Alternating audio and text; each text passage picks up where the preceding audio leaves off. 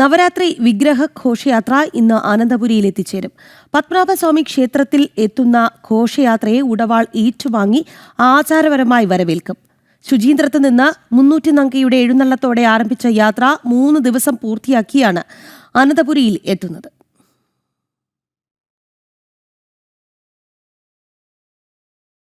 നെയ്യാറ്റിൻകര ശ്രീകൃഷ്ണസ്വാമി ക്ഷേത്രത്തിൽ നടക്കുന്ന ചടങ്ങുകൾക്ക് ശേഷം യാത്ര പുനരാരംഭിക്കും.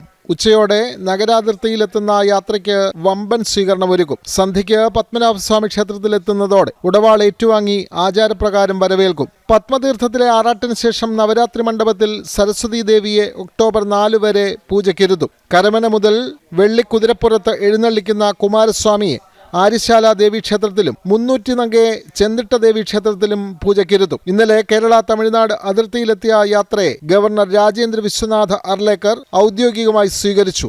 രാത്രി 10 മണിയോടെ നെയ്യാറ്റിൻകര ശ്രീകൃഷ്ണസ്വാമി ക്ഷേത്രത്തിൽ യാത്രയ്ക്ക് വരവേൽപ്പ് നൽകി. തുടർന്ന് വിഗ്രഹം ഇറക്കി പൂജിച്ചു. 3 ദിവസം മുമ്പ് ശുചീന്ദ്രം 300 നങ്ക ക്ഷേത്രത്തിൽ നിന്നാണ് വിഗ്രഹ ഘോഷയാത്ര ആരംഭിച്ചത്. തക്കല പത്മനാഭപുരം കൊട്ടാരത്തിൽ ഉടവാൾ കൈമാറ്റ ചടങ്ങുകൾക്ക് ശേഷം തേവാരക്കെട്ട് സരസ്വതി പുറത്തെഴുന്നള്ളിയതോടെ വിഗ്രഹ ഘോഷയാത്രയ്ക്ക് ഔദ്യോഗിക തുടക്കമായി.